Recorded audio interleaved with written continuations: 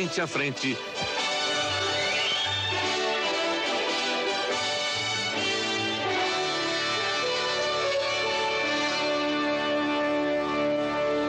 Boa noite, amigos. Aqui estamos para mais uma apresentação do nosso Frente a Frente pela Rede Vida de televisão.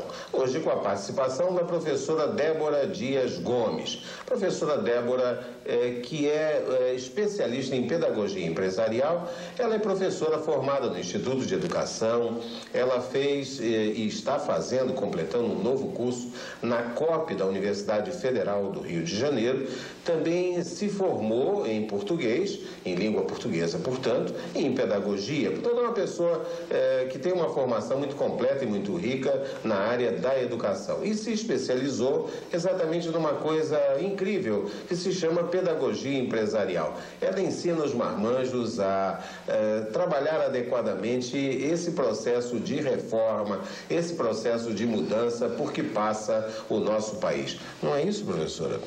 É verdade. E que tal? Quem é que dá mais trabalho para aceitar a mudança, a criança ou o adulto? Culturalmente, o adulto. A criança está totalmente despojada para o novo, ela aceita desafios, aliás, ela mantém a criatividade, a curiosidade. Agora, o adulto, por uma questão mesmo de cultura, o estilo de educação que a gente percebe aí que nós vivemos, né, uma cultura paralisante, então tem sido bastante, o desafio tem sido muito maior desenvolver esse processo de metamorfose pessoal no adulto. Não é por inibição também, não? Eu não acredito que seja por inibição. Eu percebo muita questão do medo da mudança, o desconforto, a insegurança. O que provoca, realmente, são os efeitos colaterais provocados pela mudança, né? O desconhecido não provoca medo? O desconhecido provoca medo, ele deveria provocar desafios. Então, o trabalho que eu tenho desenvolvido com os marmanjos, como você fala, é basicamente tentar desmistificar essa coisa do desconhecido como um monstro de 7 cabeças, né? Na verdade, a vida está mostrando perfeitamente que é hora de mudar. O trem da mudança está passando e quem não pegar esse trem realmente vai ficar parado na estação. Agora, professora, a senhora fala em cultura paralisante. O que é isso? Não é? Eu levei um susto aqui. Pois é. A gente é uma questão até bastante polêmica, crítica, que sempre me preocupou. Quando você fez a comparação aí, lidar com adulto, lidar com criança. Então, em todas as salas de aulas que eu pude viver, a questão que eu estava sempre me perguntando era que tipo de relacionamento eu manteria ali com os meus alunos. E o modelo que eu encontrava nos processos educacionais era um modelo que eu considerava não dentro dos padrões que eu acreditava. Então, quando eu falo em cultura paralisante, eu estou falando da falta do desenvolvimento crítico, da falta da criatividade, a escola que não é para o aluno pensar. E não foi. Quer dizer, de uma maneira... Essa é a maioria? Essa é a escola que está em vigor por aí? Será? O que eu tenho percebido com bastante felicidade nesse momento é que está havendo um movimento em prol dessa mudança cultural dentro das instituições de ensino também. Mas hoje eu diria que existe um desequilíbrio. Tem muitas pessoas defendendo, né, os educadores, no caso, defendendo a escola tradicional, até por não querer viver mudanças, porque mudar uma estrutura, uma estratégia significa mudar uma estrutura e mudar uma estrutura dá trabalho, não é? Agora, por que eu bato na tecla que realmente a gente viveu uma cultura paralisante? Porque senão eu não estava desempenhando todo esse trabalho nas empresas.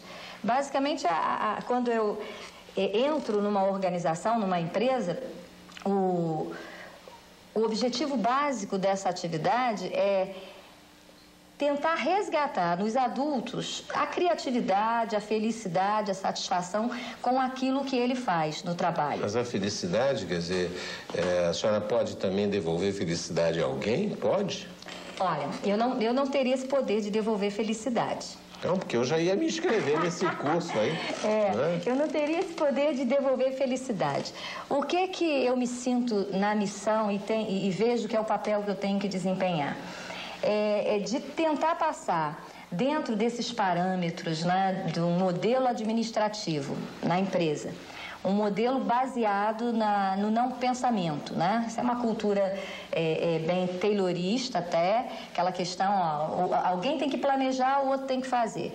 Então, se quem faz não precisa pensar, então a escola que preparou esse executor não tinha como objetivo desenvolver um pensador. Mas as ideias tayloristas a senhora defende ou condena? Porque existem defensores do Taylor, mas ele já tem quase 100 anos. Essas ideias foram ultrapassadas por outros pensadores, né? Inclusive Fayol, que, né, teve uma outra, o famoso homem do planejamento, organização, direção, coordenação, controle, né, que antigamente não havia nas empresas, e hoje tem as teorias modernas. Essas eram as teorias clássicas da administração. Hoje existem as teorias modernas, baseadas inclusive muito em certos aspectos psicológicos que eram desprezados antigamente. Então eu quero saber qual é a sua posição. Se a senhora é tão jovem, tão bonita, defende as ideias do Taylor que para alguns estão ultrapassadas. Eu diria que Taylor esteve dentro daquele momento com uma presença muito forte. Então, veja só, naquela época, o que a gente percebe aí nas pesquisas é que a questão cultural, educacional das pessoas naquele momento faziam com que a empresa como um todo não tivesse tempo de investir num processo educacional das pessoas. Então, como o Taylor defendia toda essa questão de tempo, movimento, produtividade, é o pai da produtividade, né? É verdade. E se o operário não servisse, trocava por outro. Não tinha paternalismo nenhum. Ele era desumano. Perfeito. Não tinha paternalismo nenhum e muito mais. Era um rigor até um tanto quanto exagerado. Então, eu não posso ser defensora de Taylor hoje.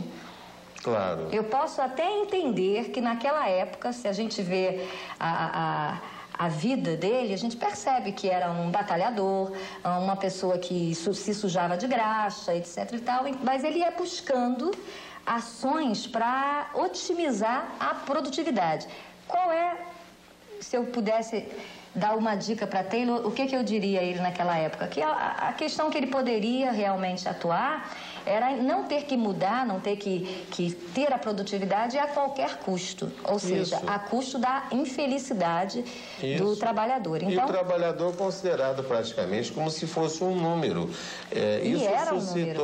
Isso suscitou na Europa, na Revolução Industrial, que foi um pouco anterior à própria eclosão das ideias do Taylor. Isso suscitou uma enorme discussão do operário não querendo ser apenas instrumento de uma revolução industrial que, na verdade, era feita não em benefício do próprio operário, mas muito mais dos seus patrões. Depois veio com umas ideias que a gente deve, professora Débora, também lembrar aqui, o próprio Henry Ford. No começo do século também, ele é o homem do operário consumidor, não é? É o homem que achava que devia produzir os automóveis para que os operários pudessem também ser consumidores dos seus próprios veículos, dos veículos que eles produziam, que eles fabricavam. Mas tudo isso se modificou muito com a introdução no sistema dos conceitos da psicologia, que é uma ciência moderna deste século. Que vem a ser a administração pelas relações humanas, né? Exato. É quando todo esse lado humano precisou penetrar na questão empresarial. Então, eu não posso defender Taylor, não posso mesmo. Eu fiquei preocupado, porque se a senhora defendesse, ia dar uma briga feia aqui. Ia. Ia ser uma briga boa, mas com certeza teria que ser feia. Claro, mas eu queria voltar um pouquinho à ideia da cultura paralisante. Como é que nós podemos pensar numa cultura paralisante num momento, num tempo em que a televisão, por exemplo, não deixa com que as pessoas tenham os seus conhecimentos consolidados, porque eles se modificam. A própria televisão vai mostrando com essa velocidade extraordinária como os conceitos vão se modificando, vão se aperfeiçoando e tudo mais. Então eu queria que a professora Débora Dias nos dissesse um pouquinho a respeito mais do que ela entende por essa cultura paralisante e dos seus reflexos, se é possível imaginar que isso seja uma preocupação muito grave. Perfeito. Bom, o que a gente está percebendo agora é que, primeiro, nada é mais permanente que a mudança. Certo. Ok? E nessa evolução, nessa questão toda que a gente vem desenvolvendo, vem observando, hoje existe toda uma cultura corporativa, um desejo de uma cultura corporativa à luz dos princípios da qualidade total. Ok? A senhora acredita na qualidade total? Eu acredito no ser humano total, ou seja, não é o total da plenitude, mas o ser humano que inteiro por inteiro desenvolve suas ações, sempre focando o seu desejo, sua emoção e sua responsabilidade naquilo que faz. Então, quando a gente começa a pensar sobre isso, a questão hoje, o que nós precisamos hoje desenvolver para gerenciar esse processo de mudança, como você está falando? Porque a vida, a gente olha lá para fora, mudou uma parte aqui. Você entra no banco, tem uma máquina nova para ser utilizada. Então, a comunidade como um todo, o povo, ele tem vivido entre mudanças e precisamos se adaptar a elas. Agora, onde é que a gente percebe uma lentidão maior na administração da mudança? Na questão da orquestração dos meios disponíveis, das máquinas, das tecnologias, por bem ou por mal, tendo que se adaptar, o ser humano passou a ver, bom, o computador vai ajudar a minha vida, eu tenho que aprender a utilizá-lo, para eu saber meu saldo no banco, eu tenho que apertar aqueles botõezinhos todos. Já há operações via computador. Via computador, etc. e tal. Então, tudo que depende de tecnologia e de verba, as organizações que tinham essa disponibilidade, já puderam desenvolver logo. Bom, orquestração da tecnologia é uma grande força da mudança. Agora, por que hoje existe toda essa orquestração? Essa necessidade de orquestrar os meios disponíveis, as tecnologias, as máquinas? Porque, na verdade, o ser humano atualmente, ele precisa estar otimizando o tempo dele e, de repente, deixar a gerência de rotina para as máquinas, para ele poder gerenciar numa visão, poder participar de uma cultura de participação. Mas no Brasil já é assim? Quando você me pergunta se eu acredito na qualidade total, eu tenho vivido, aliás, são minhas ações nesse momento, elas focam uma espécie de um trabalho dentro das organizações, das empresas, um trabalho que tem como objetivo desenvolver todo um processo de sensibilização, de educação, de treinamento, focando a mudança, gerência de mudança. E eu tenho visto que por uma questão estratégica mesmo, não é porque de repente todos os empresários, os dirigentes empresariais resolveram olhar para as pessoas e perceberem assim, coitadinha das pessoas. Taylor foi tão mal, tão cruel com as pessoas e agora eu vou cuidar das pessoas. Não é bem isso também. A questão é mesmo estratégica, é madura, é transparente.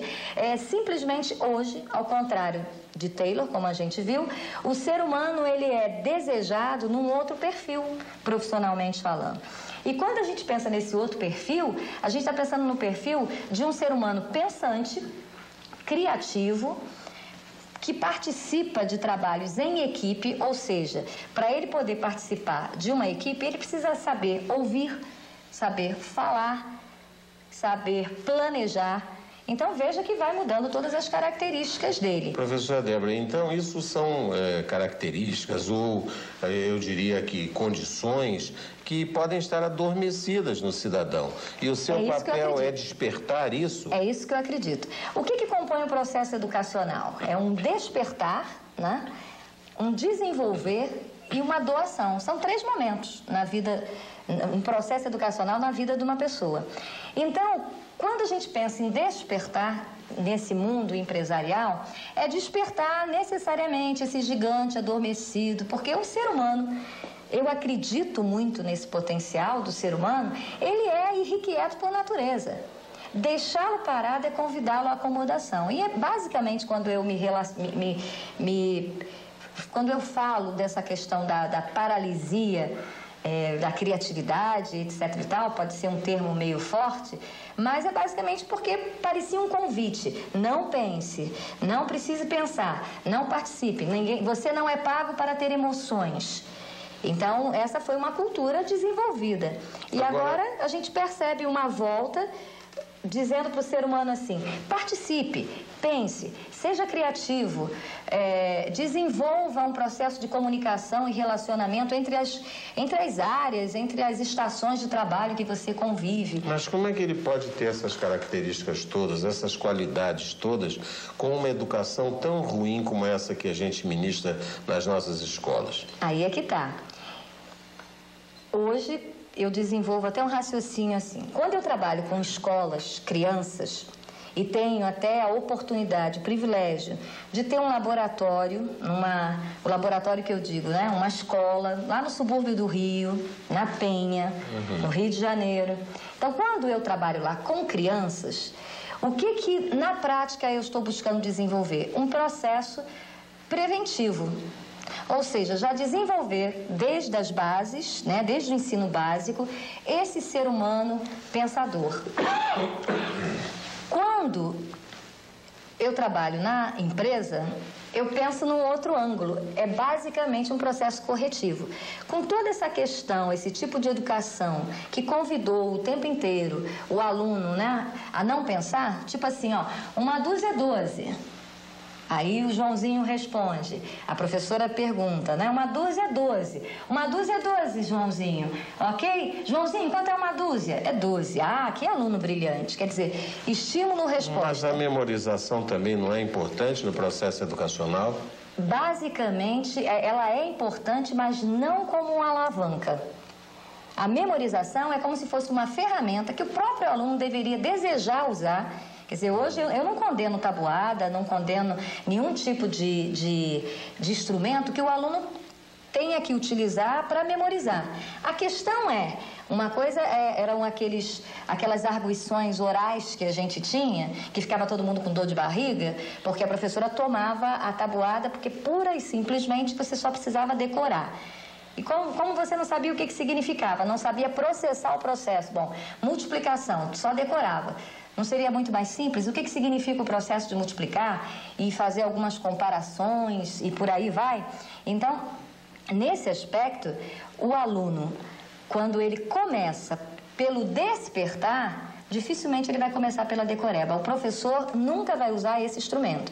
Quer dizer que, na sua opinião, tanto o aluno quanto o adulto, eles podem ser levados a um despertar para que se desdobrem no espírito do aluno e do adulto que frequenta os seus cursos aquilo que a gente chama de criatividade. Perfeito. E que é uma das características do método Deming, que foi o pai da qualidade total. Nós vamos falar sobre isso dentro de instantes aqui pelo nosso Frente a Frente com a professora Débora Dias, que está nos dando o prazer de uma entrevista aqui na Rede Vida de Televisão. Até já.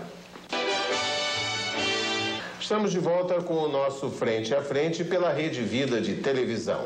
Nós estamos hoje entrevistando a professora Débora Dias Gomes. Ela é uma especialista no Brasil em pedagogia empresarial. É uma coisa nova, relativamente nova, eu diria, mas muito bonita, porque diversas empresas e muitas multinacionais estão hoje adotando os procedimentos da pedagogia empresarial, com vistas naturalmente ao aperfeiçoamento dos seus recursos humanos. Eu sinto que existe uma diferença entre o que se faz na escola e o que se faz na empresa, embora tudo isso seja um processo educativo. Eu queria exatamente que a professora Débora dissesse, com os seus conhecimentos, que são muito grandes, qual é a diferença que existe entre o que se faz na escola e o que se faz na empresa? O que se faz na escola é a preparação, o que se deveria fazer em todas as escolas, mas que graças a Deus já existem vários oásis por aí, é a preparação do profissional do futuro. Ou seja, na escola, nós deveríamos estar vivendo um processo preventivo para que a gente não tenha que corrigir esse processo no adulto lá na empresa. Certo. De uma maneira bem clara, basta a gente olhar para dentro de casa, ver o comportamento dos nossos filhos, o comportamento das crianças que convivem também nas escolas, e nós vamos ver que as saídas, as informações, as percepções da criança de hoje não são de maneira nenhuma, aliás, nem de longe, as percepções que eu tinha aos 8 anos de idade. Por quê? Porque me faltava informação. Então, a criança hoje vai para a escola não só com uma mochila cheia de cadernos, ela vai cheia de expectativas, com muitas informações, e a escola, então, deverá estar fazendo um trabalho preventivo, ou seja, quando eu falo preventivo, porque o papel da escola hoje deve estar focando o quê? O futuro desses alunos. Então, toda escola, quando desenvolve o seu projeto pedagógico, qual é o produto de uma escola? Já falando nessa linguagem, realmente, quando a gente pensa numa escola particular, qual é o produto? O que essa escola vende? Ela vende um projeto pedagógico. Esse é o produto. Então, muitas famílias compram esse produto sem conhecer. Você, quando pega um produto numa farmácia ou no supermercado, você vai ler lá as especificações. A escola desenvolve suas ações e esquece, inclusive, de desenvolver as especificações do seu próprio produto. E quando essa especificação existe, e nós chamamos isso de projeto pedagógico, a gente percebe que a escola precisa pensar 3 grandes aspectos. Que tipo de ser humano eu quero que saia desse laboratório? Então, quando a escola raciocina exatamente essa questão, que tipo de ser humano eu quero que saia desse laboratório, ela vai ter que pensar nesse ser humano amanhã. E quando ela pensa nesse ser humano amanhã, ela tem que saber que um dos clientes que a escola basicamente tem é exatamente o mercado de trabalho. Então, se ela precisa desenvolver esse tipo de ser humano hoje, à luz dos princípios da modernidade administrativa, um ser humano participativo, com criatividade, essas coisas que a gente já andou falando por aqui, então ela tem que estar focando um processo educacional que garanta esse tipo de ser humano. Então ela vai pensar, eu quero um ser humano que seja criativo, um ser humano participativo, crítico, disciplinado, etc. e tal. Quando ela desenvolve todo esse perfil do ser humano que ela quer, ela vai fazer um outro raciocínio. Bom, se esse é o ser humano que vai sair do laboratório, que é a minha instituição de ensino, então que tipo de relacionamento deve acontecer numa sala de aula para que ele seja respeitado cientificamente? O que eu quero dizer com isso? Que tipo de teoria do conhecimento essa escola vai adotar para a sua prática de sala de aula? A senhora acha que esse é o segundo fundamento. E as mães ou os pais devem ter conhecimento disso antes de matricular uma criança numa determinada escola? Eu acredito muito nisso. Sem dúvida, é bem essa questão lógica de que quando eu compro um produto, eu preciso saber que produto eu estou comprando.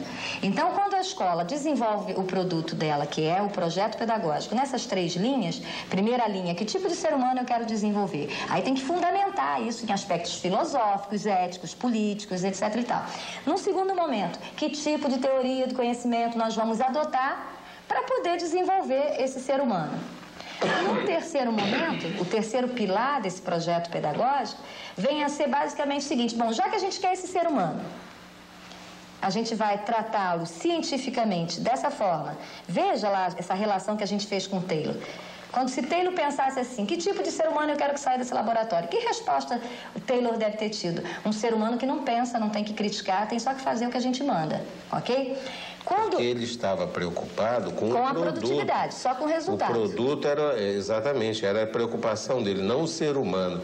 Na escola, que a senhora usa a palavra produto, mas não para o aluno, são seres humanos, dotados de alma, dotados... São os clientes desse produto, exato, não é? Exatamente. O terceiro pilar vem a ser exatamente quando a escola desenvolve esse raciocínio e implementa, coloca na prática.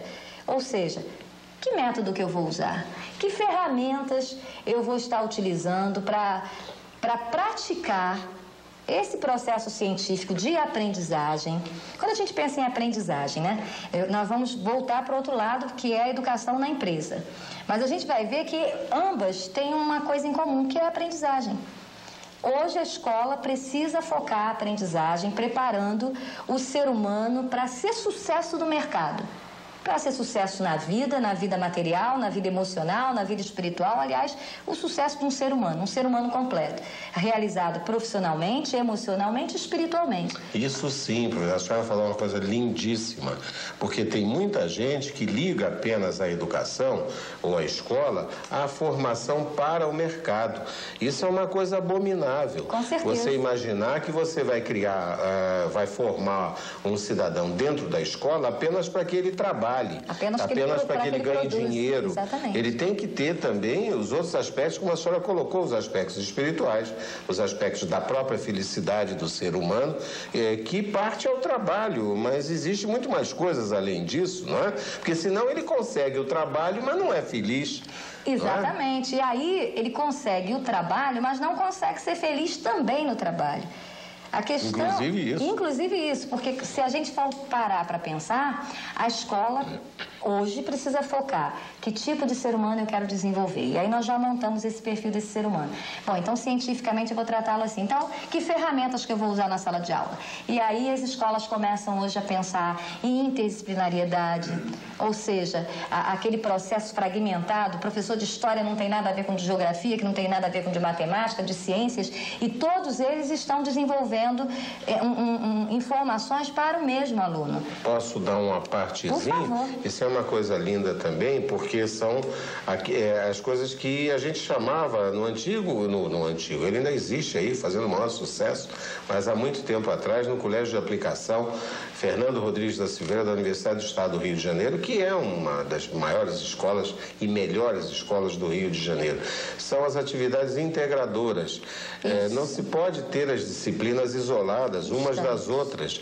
Hoje o Ministério da Educação está preocupado e vai dar isso como tarefa agora no mês de maio ao Conselho Nacional de Educação, que nasceu aí há 2 semanas, para estudar os parâmetros curriculares. Eu não gosto muito da palavra parâmetro curricular, mas estudar os currículos da educação básica.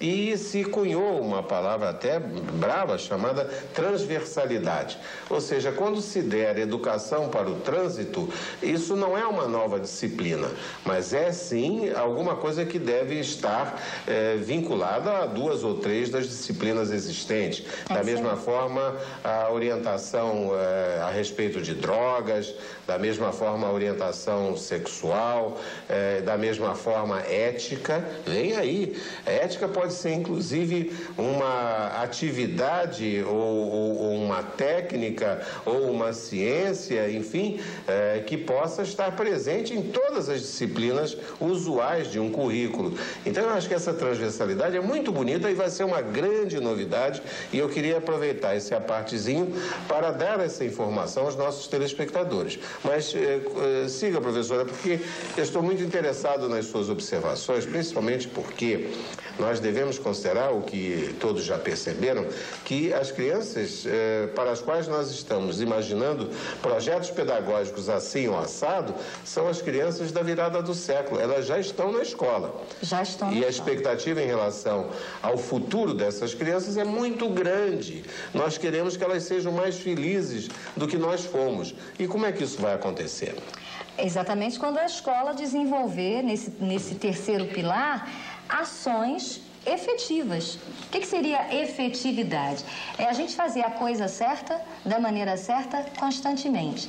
Então, quando você fala sobre a questão de uma análise crítica do próprio currículo, o que a gente está desenvolvendo aí? Hoje é preciso trazer para dentro da escola conteúdos essenciais. Então, no momento em que a escola estiver revendo o seu próprio currículo, o seu próprio processo de avaliação, a sua metodologia de lançamento na linguagem escolar, né, de lançamento de matéria nova, não é? Quer dizer, tudo depende de como começa, aquele processo de despertar que a gente falou no outro bloco.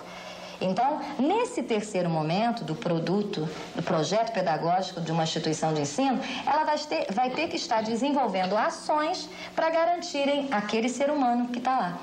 Então, na prática, não adianta ter um discurso muito bonito, filosófico, e na prática repetir aquela sala de aula onde o professor está lá na frente, um aluno atrás do outro, o aluno não pode dizer o seu ponto de vista. Na prática, isso não pode acontecer. Portanto, qual é a fundamentação disso tudo? É a maneira como uma instituição de ensino utiliza a aprendizagem, que é a sua razão de ser. E a senhora acha, então, que isso tudo é facilmente transposto para uma empresa quando a senhora vai dar a pedagogia empresarial? Exatamente da seguinte forma. A aprendizagem hoje é considerado para as empresas modernas como um fator estratégico. O que é a aprendizagem? Como é que acontece a aprendizagem num ser humano? Biologicamente, basta a gente parar para pensar e a gente vai ver que o ser humano tem 3 áreas de domínio de aprendizagem: o cognitivo, o afetivo e o psicomotor. Ou seja... Piaget. Exatamente. Não errei. Não errou. Pensar, sentir e agir. Se o ser humano tem todo esse potencial para participar do seu próprio processo de aprendizagem, construir o seu próprio saber, o que ele precisa? Ele precisa de ambiência, ele precisa de um ambiente que garanta isso. E na empresa, o movimento é exatamente nesse contexto. A aprendizagem é um fator estratégico. As empresas buscam, então, focar todo o processo de mudança administrativa, mudança de estrutura, as organizações que eram estruturadas por organograma, agora são estruturadas por processos. Então, o que significa isso? Por slogans, professora, por slogans. A gente, né, aquele negócio de preocupações com acidentes do trabalho e tudo, não faça isso, não suba na escada, não escorregue, né? Não sei aonde. Isso, né? Isso, e hoje, com essas ideias da qualidade total, isso está superado.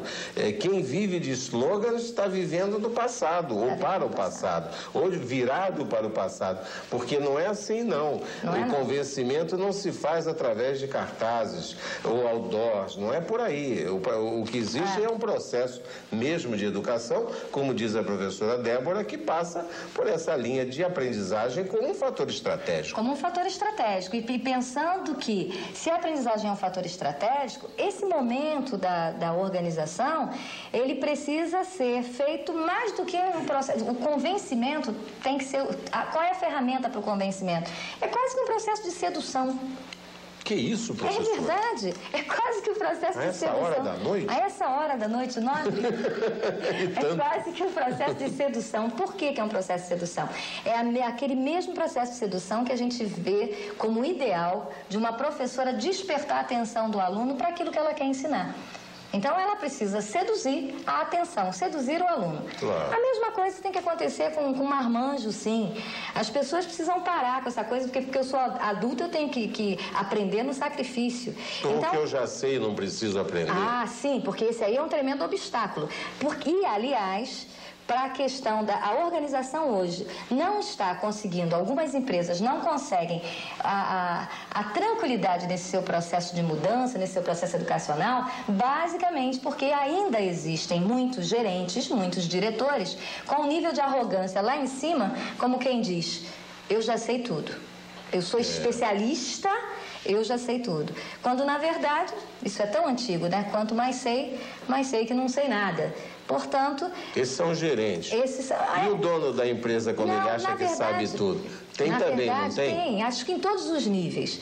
Você encontra gerentes, é a questão de termos pessoas erradas nos lugares certos ou qualquer coisa desse tipo. Mas é duro ouvir bobagem de dono da empresa, não é?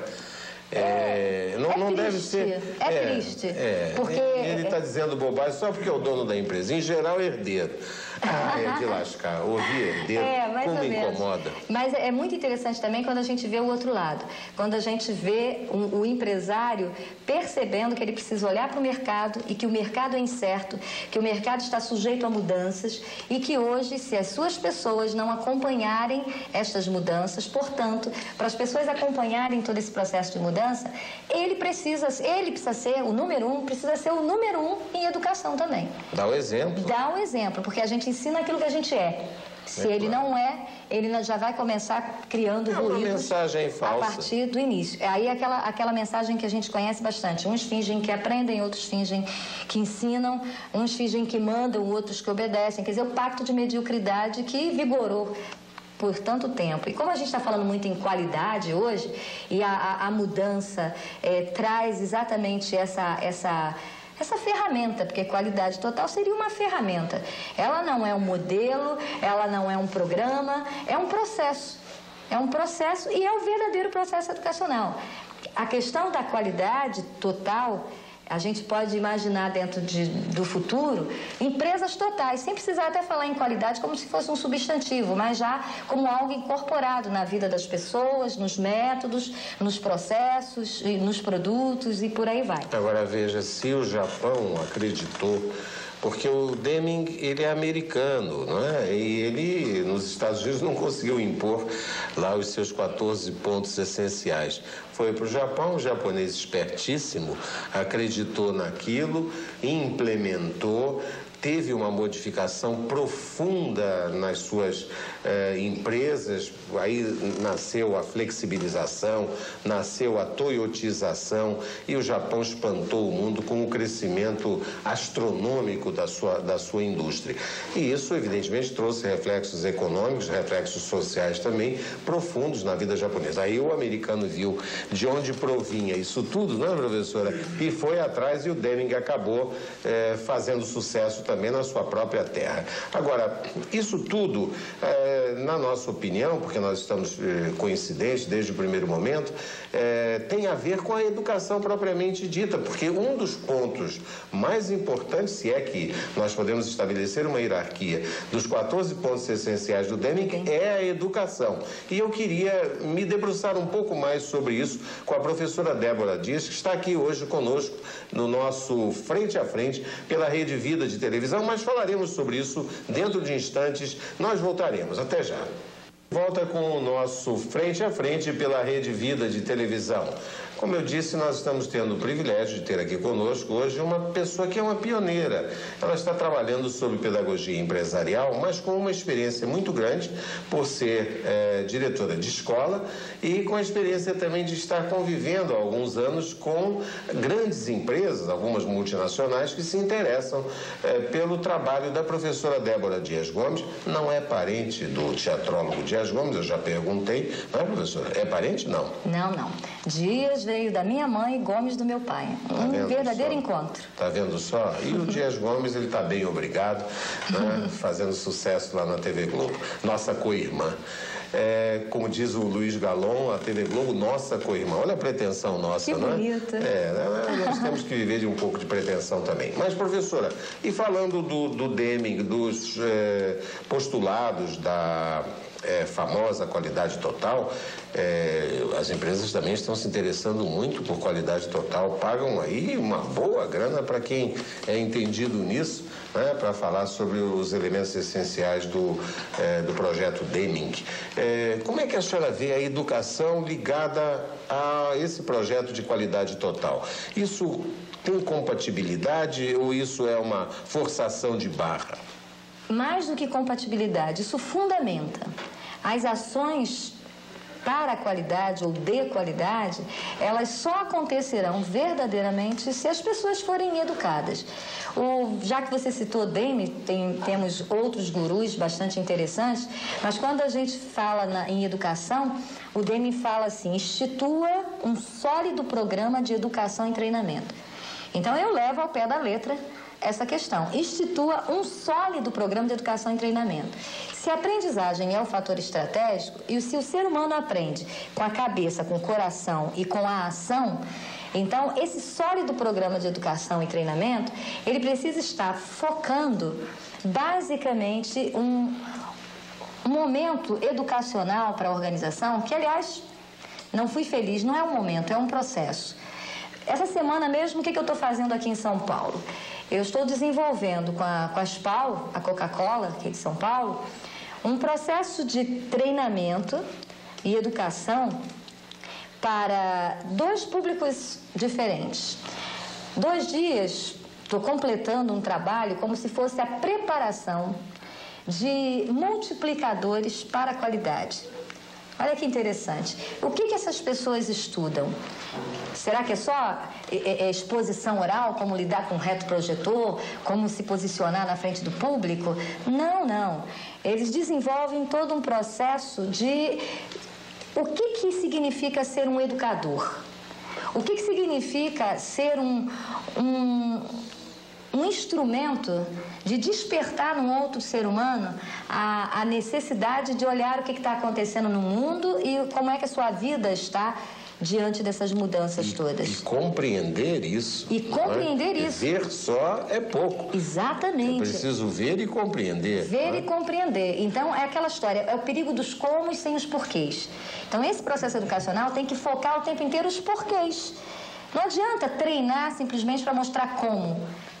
É preciso mostrar os porquês. Portanto, um processo educacional, ele é feito de sensibilizações, ele é feito de atividades lúdicas. As pessoas precisam viver um processo de prazer no momento de aprendizagem. E esse público-alvo, eles estão sendo desenvolvidos como os professores da organização. Aqueles que vão fazer acontecer essa metamorfose ambulante, como já dizia Raul Seixas, né? Nas pessoas das bases, disseminar para todo o contingente da organização. Aí, professora, eu preciso, me desculpe, porque é aquele ardor juvenil. Ai, que ótimo. Então é o seguinte, é possível atingir esses resultados trabalhando à distância? Educação à distância. Pois bem, você foi no ponto-chave, porque o segundo grupo, até porque quando a gente desenvolve um processo educacional numa empresa, nós podemos desenvolvê-lo sobre 3 sistemas educacionais. A educação formal, que é quando nós preparamos educadores, professores, facilitadores de aprendizagem, cada um chama como quer, não é? Multiplicadores, etc. e tal. E quando nós preparamos, que é o público de quinta e sexta-feira, gestores, gerentes.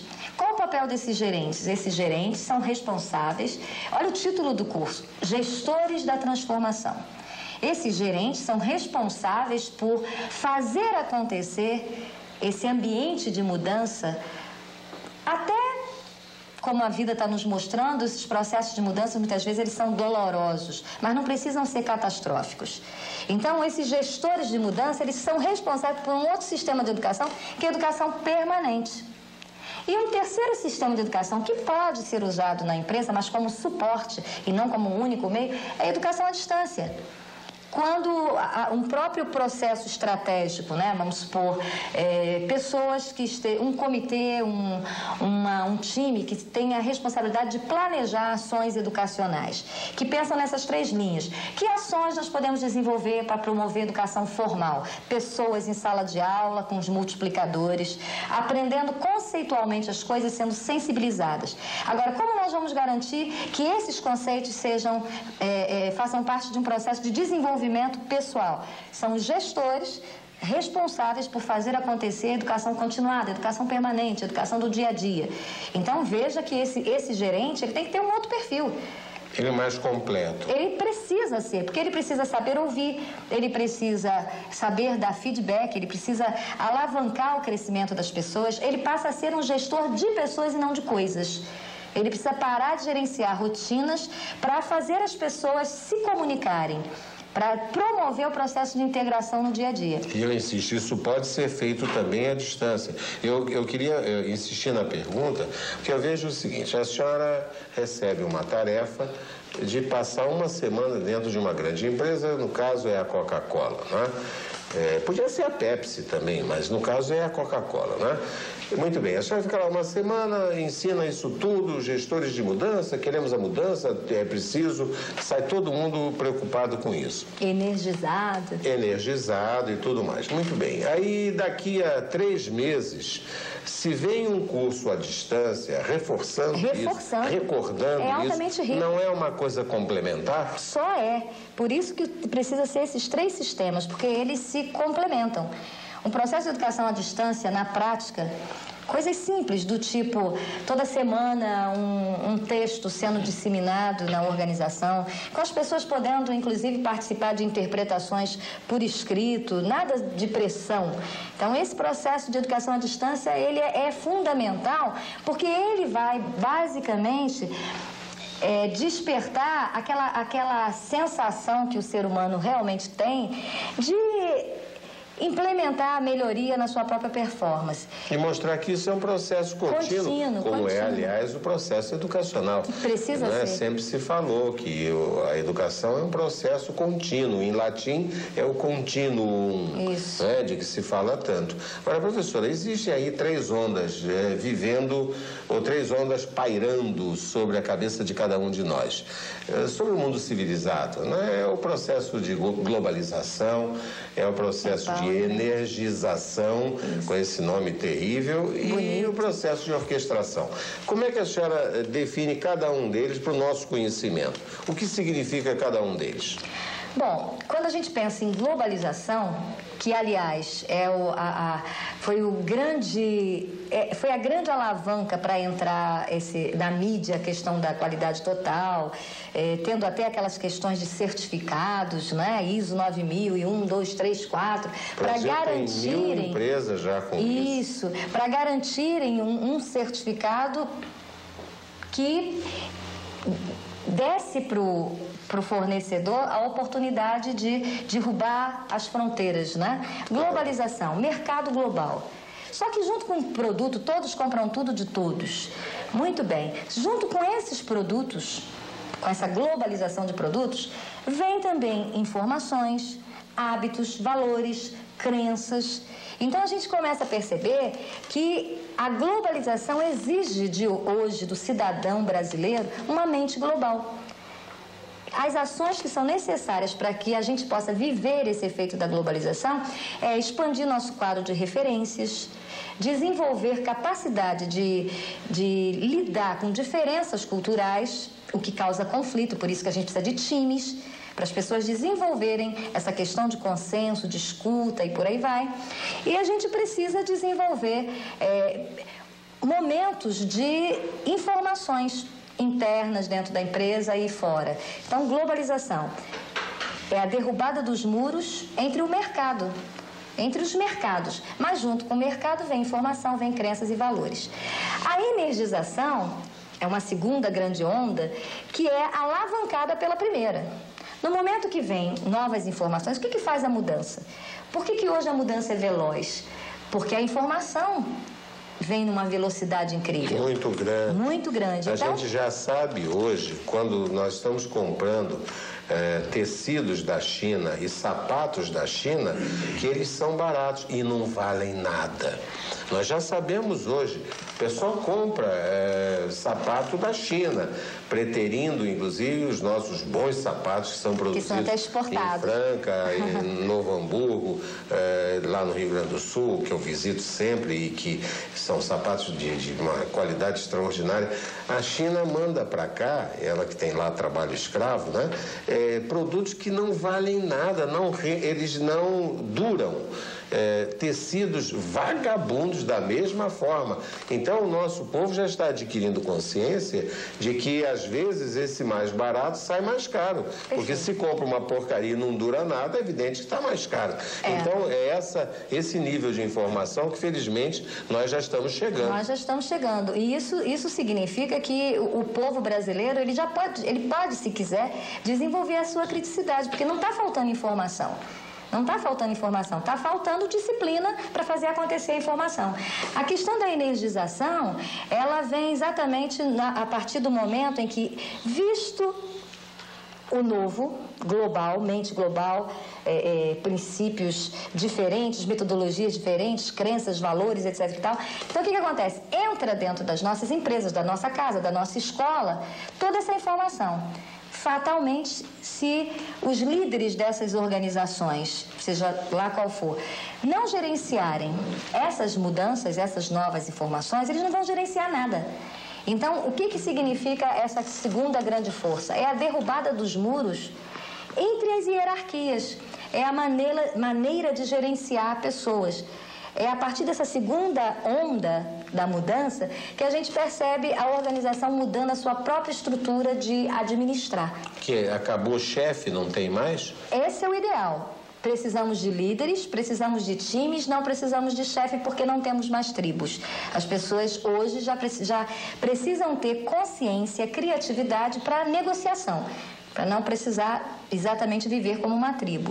Então, esse ambiente de energização é um ambiente onde é focado um novo modelo administrativo. Como lidar com o poder? Basicamente, essa grande força, ela desenvolve a liberdade para agir. Delegação. O que é delegação? Todos têm poder, só que quem não tem competência não se estabelece. Portanto, a delegação é delegar competência. Então, aí é que vem a questão de um líder educador. Para eu delegar alguma ação, eu preciso desenvolver a competência nas pessoas. Por isso que eu preciso educar e preciso treinar as pessoas para elas assumirem responsabilidades. Então, essa segunda força, eu diria que é ela que vai garantir o sucesso da organização. Porque não adianta você buscar informação, buscar certificados, buscar conhecer todos os pensamentos de Juran, de Demme, de vários gurus que a gente encontra aí da qualidade, se na prática administrativa as coisas não mudarem. Claro. Se não derrubarem os muros entre as hierarquias. Eu não estou querendo dizer que não possa existir hierarquia, porque liderança é um fenômeno de grupo. A questão é a muralha que existe entre os níveis hierárquicos. Então, hoje, um líder precisa ser um facilitador, um educador. Então, é tudo menos uma muralha entre as pessoas. Claro, porque se é pela muralha, não penetra nada. Não penetra nada. Então, como fazer acontecer numa empresa, numa escola, numa família, esse grande efeito que provoca uma energização no ambiente de trabalho, no ambiente de estudo, no ambiente, qualquer ambiente, familiar, na igreja, no clube, em qualquer lugar. Termos um ambiente onde as pessoas tenham oportunidade de verificarem que elas têm autoestima em pleno processo de descoberta, elas precisam identificar e solucionar problemas. Veja que é a habilidade de planejadores. Sim. Identificar e solucionar problemas. E como é que a gente pode garantir toda essa participação das pessoas em times de trabalho? Então, um ambiente de aprendizagem onde as pessoas possam ser respeitadas individualmente, onde elas passem por um processo de desenvolvimento profissional, emocional, espiritual e que possam doar esse valor a um trabalho em equipe. E para que serve a terceira força da mudança, que é a orquestração? Para facilitar esse processo de busca, de comunicação, de encontro, de planejamento em time. No momento em que as pessoas estiverem preparadas para coordenarem esses meios, essas máquinas, fazendo assim um uso coordenado, então isso vai facilitar o quê? O tempo. Administração de tempo. Muitas pessoas hoje dizem, olha, não posso fazer um treinamento, não tenho tempo. Não posso telefonar para você para te agradecer por nada, eu não tenho tempo. Não posso conversar com os meus funcionários, porque eu não tenho tempo.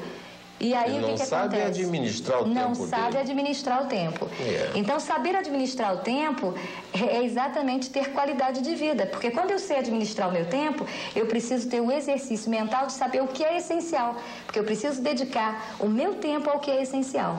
Então, o que é essencial para um líder atual? O que pode ser essencial?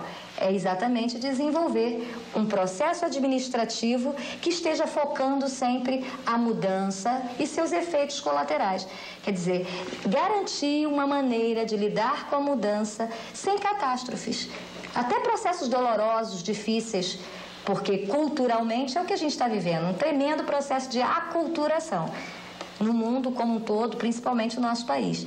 Agora, essas três forças, elas estão aí, estão acontecendo. Ou nós vamos buscar gerenciar a mudança, ou a mudança vai nos gerenciar. A questão basicamente é essa. Eu queria que os nossos telespectadores prestassem bem atenção nessas forças sobre as quais a professora Débora Dias se debruçou com tanta competência.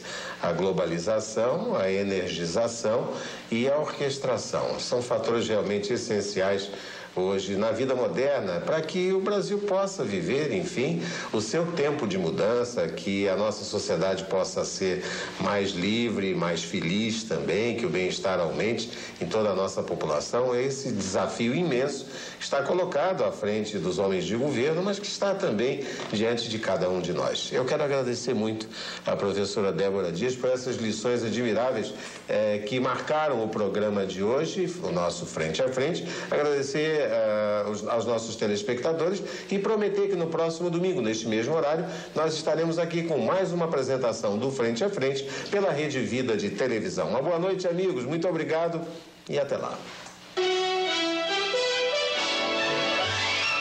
Frente a Frente